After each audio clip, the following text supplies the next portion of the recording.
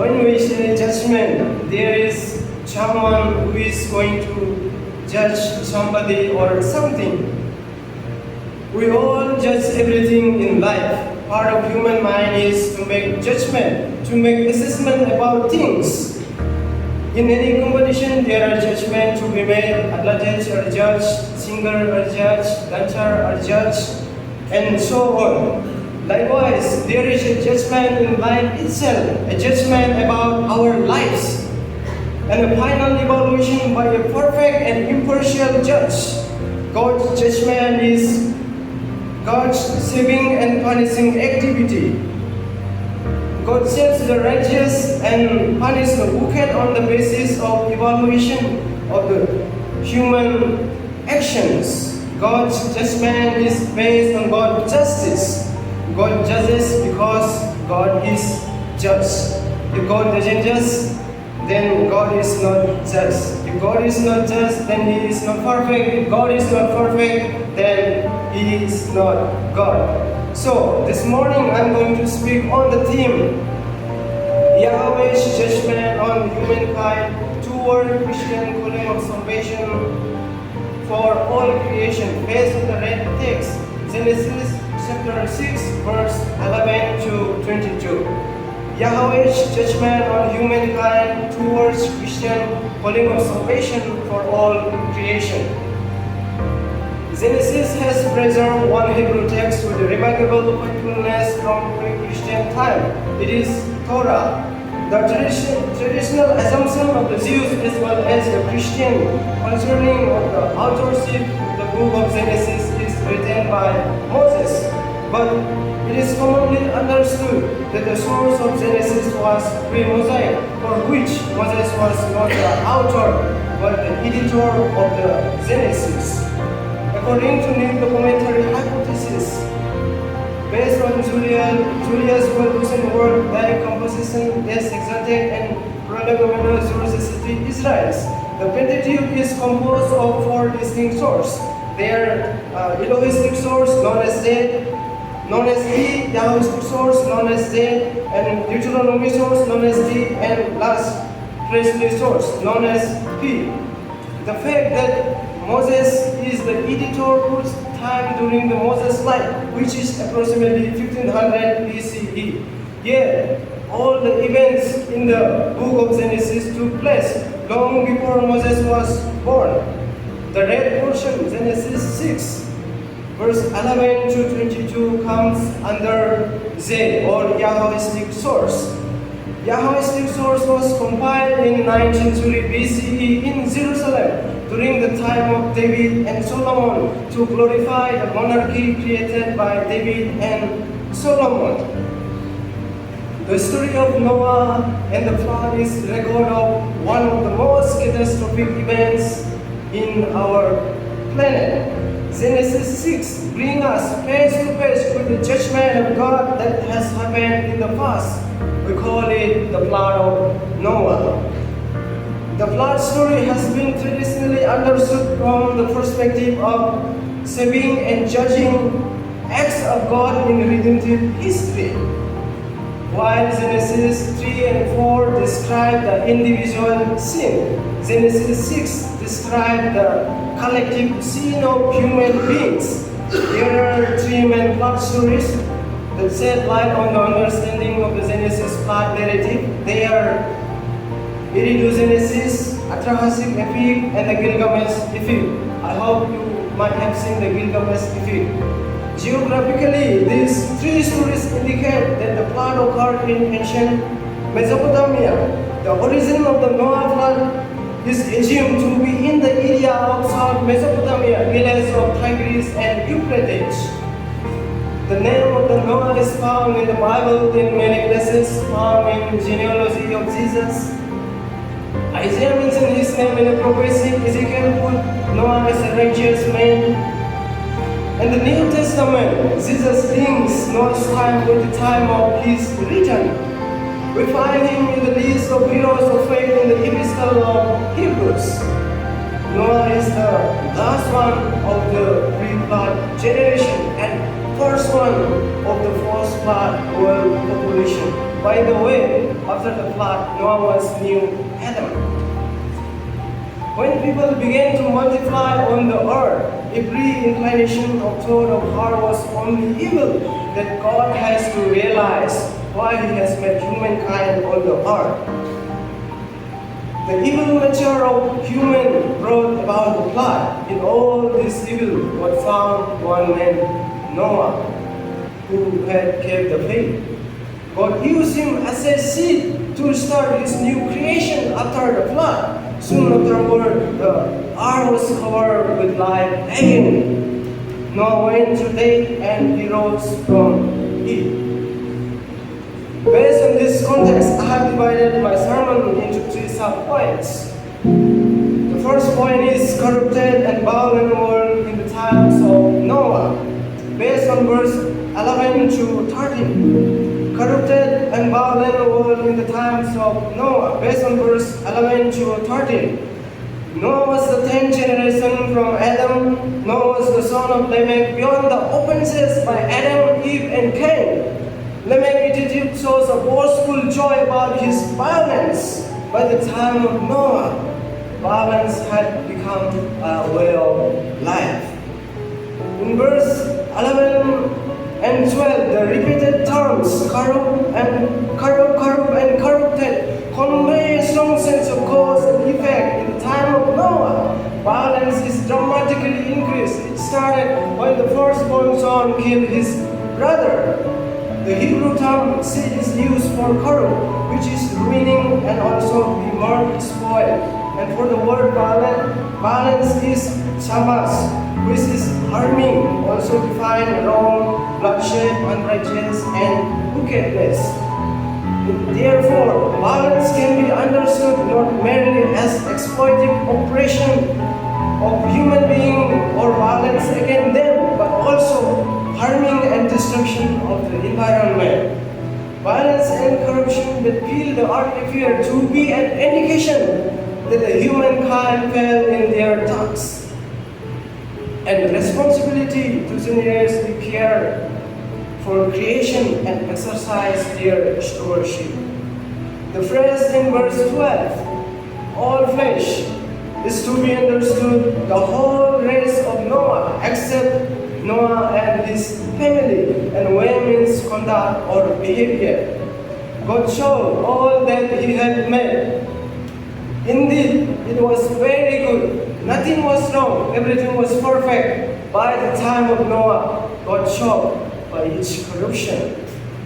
Human came from the peace and joy of the Garden of Eden. Now, the world is filled with violence and corruption.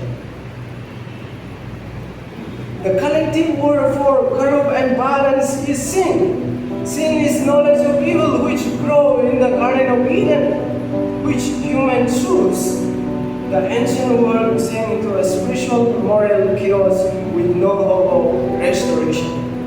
The corruption of human nature was demonstrated first of all in the abounding violence.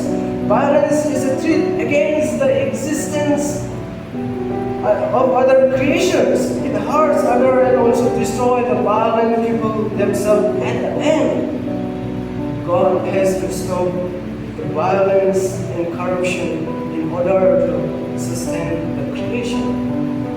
In verse 13, the phrase, I have determined implies that God has evaluated the creation and made a firm decision. God said to Noah, I'm going to destroy them along with the ark.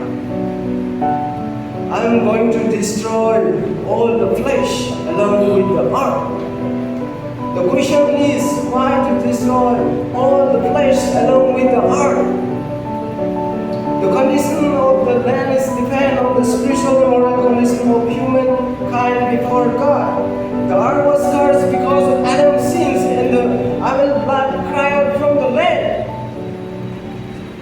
Animals had been used for pagan sacrifice. The society and culture in the time of Noah was full of shamas, violence.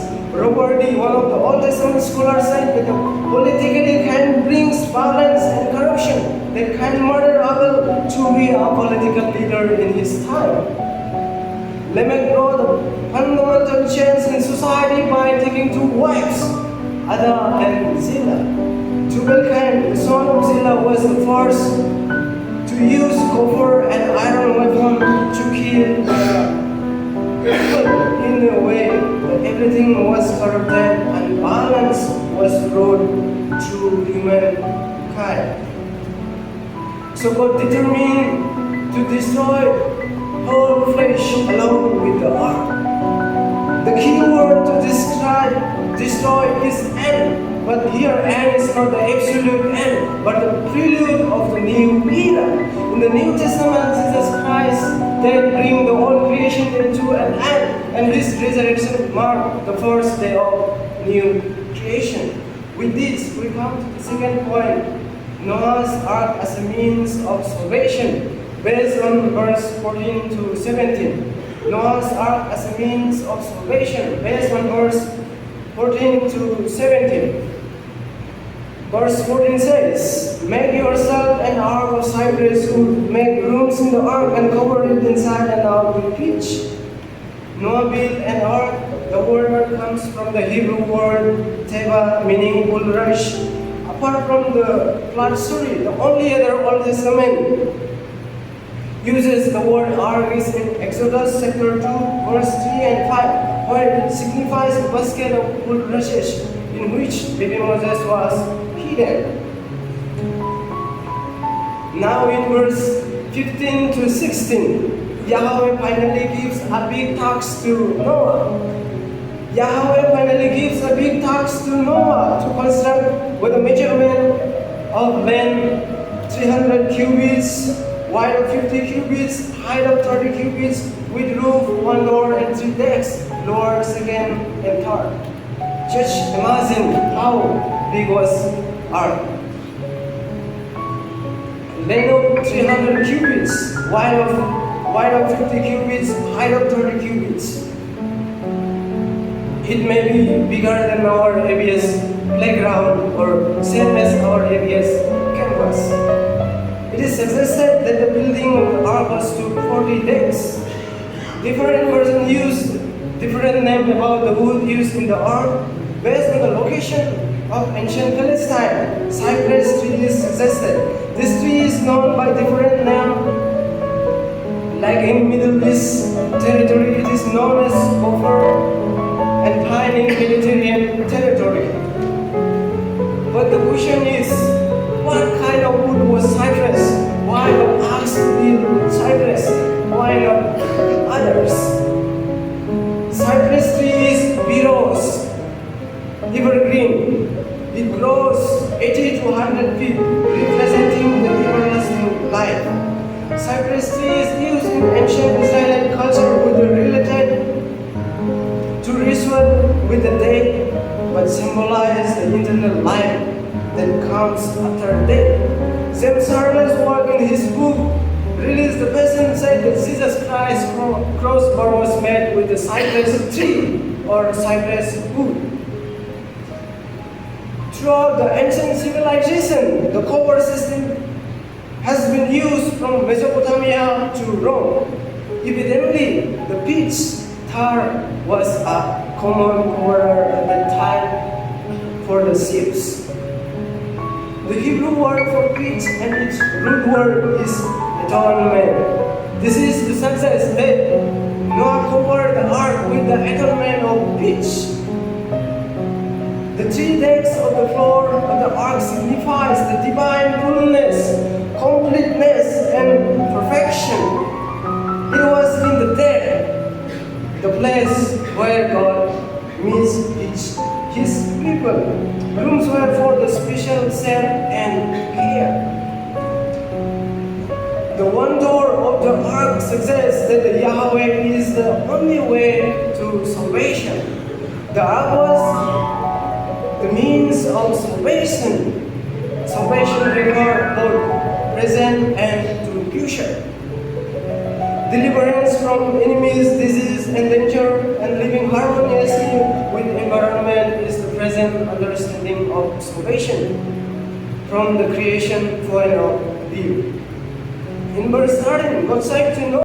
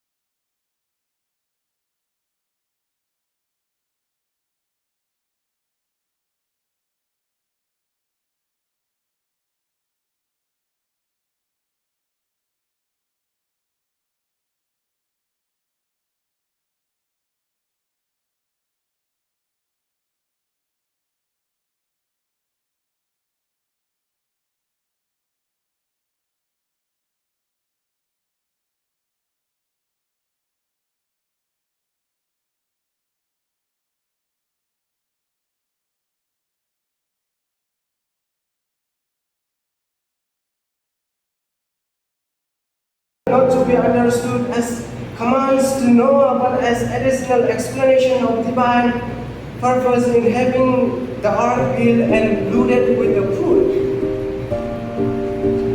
The phrase, "I will establish my covenant success," that the divine obligations are uppermost, that God will maintain special relationship with Noah. The word covenant comes from the Hebrew word brit, which means that bound two parties together.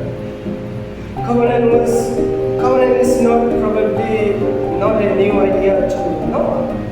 Establish my covenant refer to continuation of covenant, not to initiation, and sound that confirms an existing covenant that was established between earlier with God and creation, to breed food, to multiply and fill the ark, which is found in Genesis chapter 1 verse 28.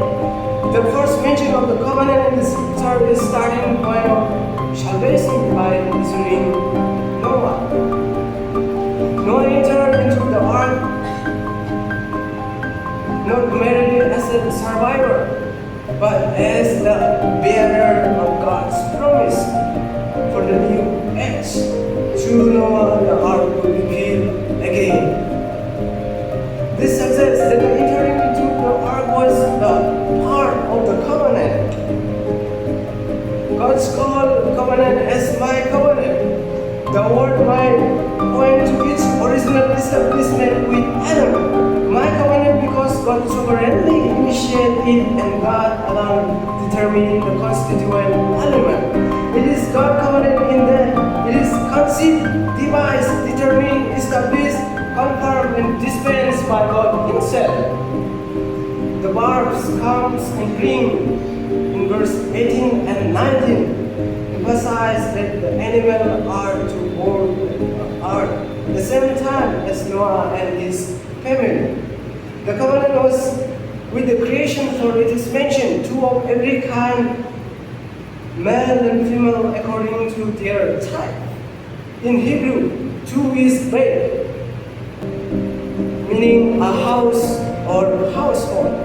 All creation are not to be destroyed, but to preserve and further in such a way that all lives may regenerate themselves.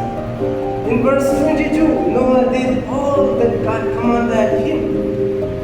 Noah's obedience was a declaration of Noah's submission to God. Friends, the story of ark serves as a reminder of God's redemption and protection, offering to those who trust in Him. God's judgment is upon wicked and violent culture. God's judgment is a salvation to the oppressed and to the suffering righteousness. The flood judgment was God's creative activity to continue the blessed humanity with the other creation and the ark. The covenant was addressed to the one man through whom many will be saved.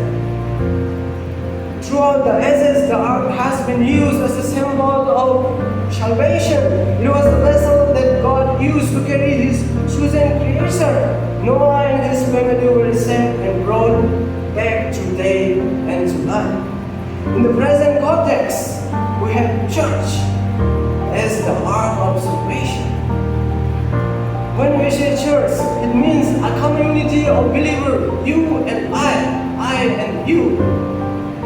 Salvation here doesn't mean only the eschatological salvation, only the future salvation, but redemption of all creation in present time. Today, God is using us as a theological community, as a vessel of salvation to others. Like Noah's time, there may not be huge water flood in our time, but in today's context. The creation of God is facing persecution. The ark is being destroyed by violence. Animals are increasingly unsafe to sustain themselves. Human oppresses and suppresses other human. All these victims are in need of redemption. The call for salvation is not limited to oneself salvation, but extend beyond the individual and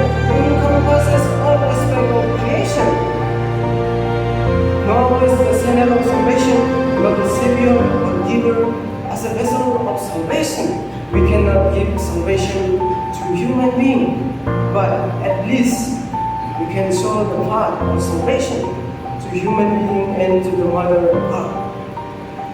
Today, the earth is groaning and crying out for the salvation because of human causes, deforestation, employment from industry, factory and automobiles, urbanization and industrialization, globalization, capitalism, consumerist lifestyle, use of plastic, fertilizer, pesticide, and other harmful chemicals that pose great threat to our ecology. We are called to advocate God, humankind, and creation relationship.